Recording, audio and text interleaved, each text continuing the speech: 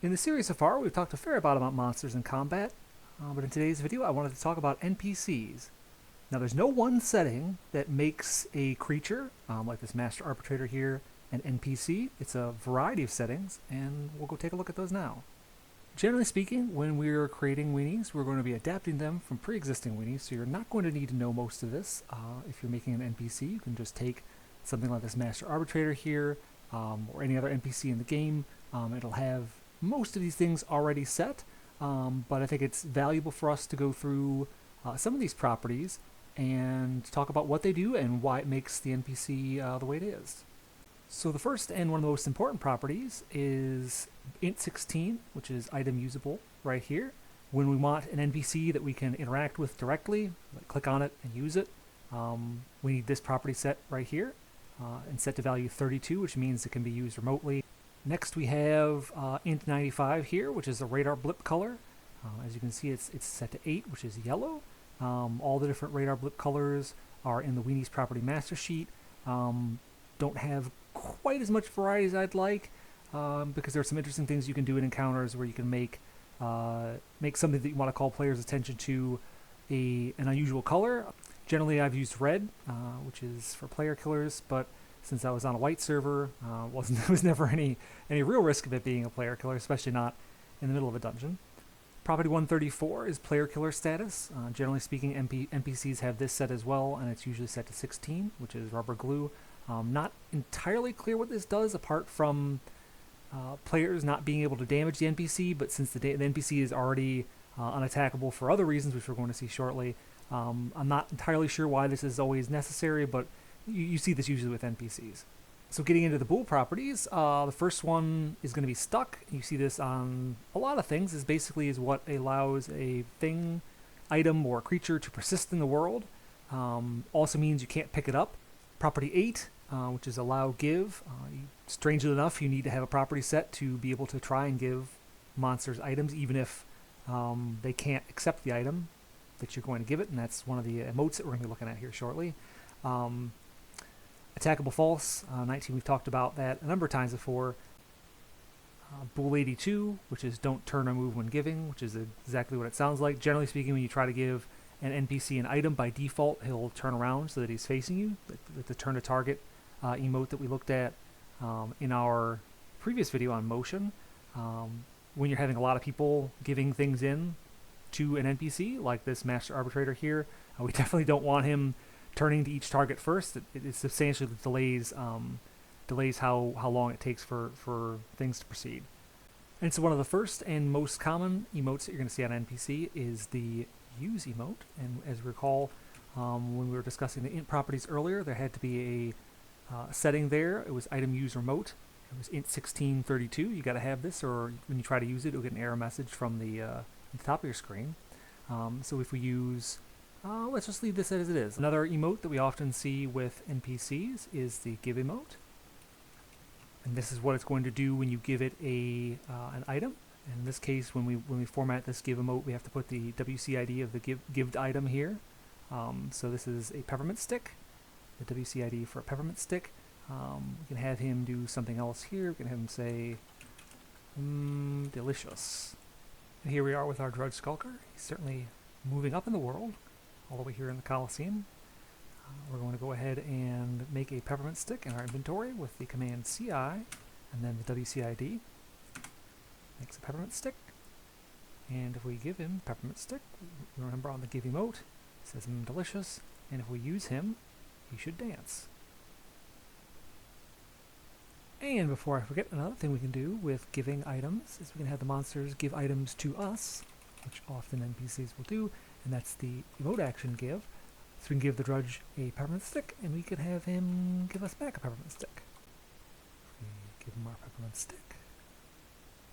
He gives it right back. So if we want to give NPCs an item, there's another option, and that is the refuse emote. And this is essentially you're basically showing the NPC this item, and that triggers a response, and there is a way for them to take that item then, given conditions, which we'll see here in a second, but we're just going to do refuse for right now, 132222. Then we'll have something interesting here we can do is inq InqYesNo, which opens up a yes/no dialog box. And so for this, what we want in the dialog box, the question we're going to ask, the yes or no question, is going to be here after the colon. So we can say, can I have that delicious peppermint stick? And then it's a little bit different here from quest success, quest failure. It's test success and test failure.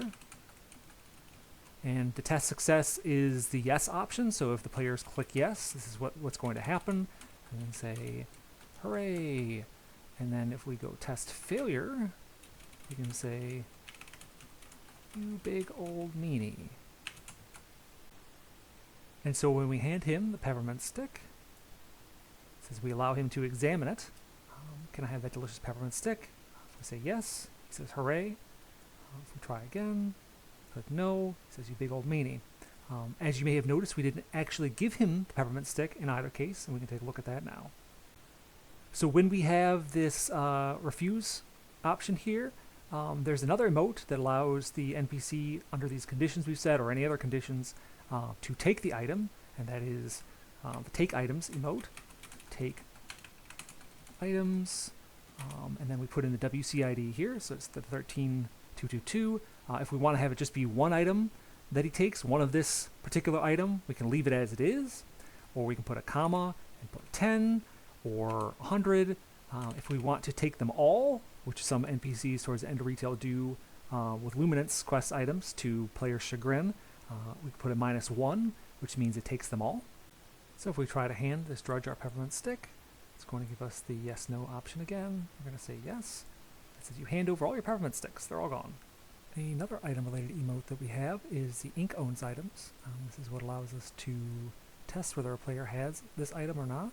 So we're going to do the same formatting where we have the WCID here. Interesting thing we can do is we can specify the number. So in this case we can say we want to know whether they have 5 of them or not. It's the same as InqYesNo, where it's going to be test success and test failure. Test success, we'll have it just say you have 5 sticks. And for test failure, you don't have 5 sticks. So we have 1 peppermint stick in our inventory, and as you remember, we trigger this emote with the refuse emote. Go ahead and try to give it to him. You don't have 5 peppermint sticks. But if we go ahead and create 4 more, as you have 5 sticks.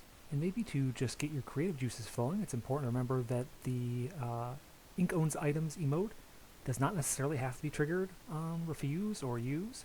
It can be on taunt by the creature, on wounded taunt, on scream, new enemy, all different sorts of emotes. So that you can have a monster check whether a player has an item on death, and it may generate another monster, or say something special if they have that item. So lots of things you can do. So there are times when we have an NPC that we don't want to appear to be an NPC for a variety of reasons. One example we have here is the Frozen White Captain from the Geraint study quest, which when we kill him, instead of dropping a corpse, he actually drops a monster. He generates a monster that appears to be a corpse. Here we have his emote script. As you can see on generation, he does motion dead, so that it appears as though the Frozen White Captain is just falling down like a normal corpse.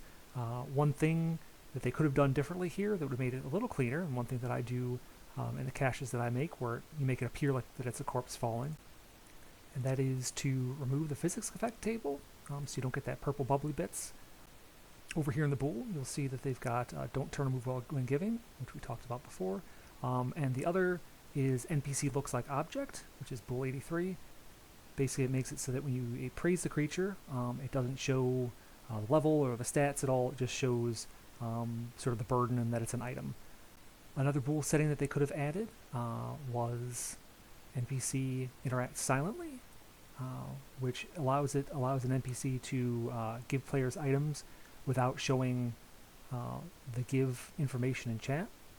So if we go ahead and start the Geraint study event, when we talk to him, he should give us a piece of torn parchment.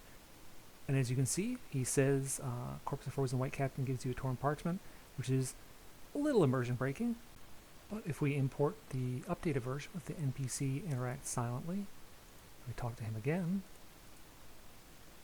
there's no text. He still gives us the parchment. So these Bool settings are ones that we would generally be using when we have a creature that we need to look like an item. And in this case, he won't do his motion dead if he's not a creature. I don't think he takes the pallets quite like this. He won't look right if he's not a creature.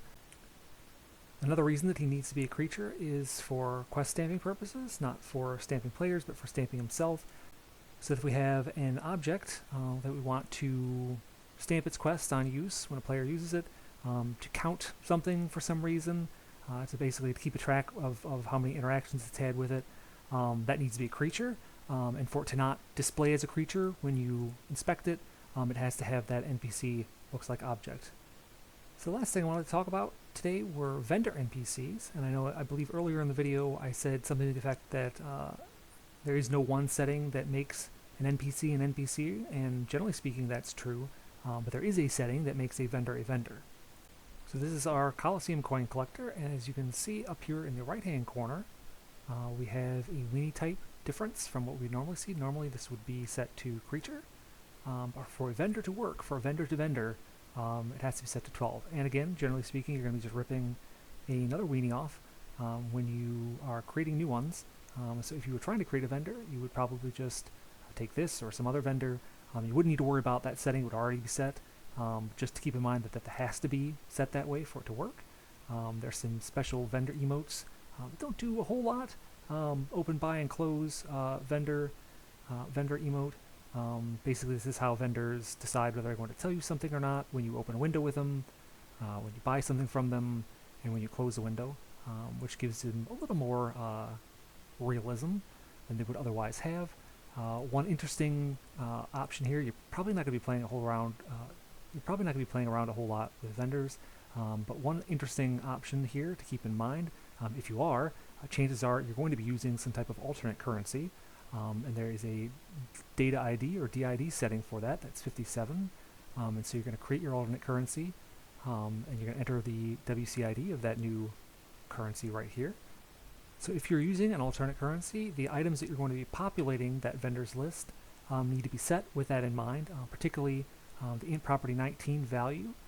This is foolproof emerald right here that they sell at the Coliseum from that Coliseum coin vendor, and it needs to have the amount in alternate currency. So it's not pyreals here, it's going to be the amount of alternate currency that you want it to cost. So those were NPCs, some things you can do with items and vendors. And I think in the next video we're going to be talking about treasure. Hopefully you found this helpful, opened up your mind a little bit to the things that can be done in Asheron's call content creation. So thanks for watching, everybody.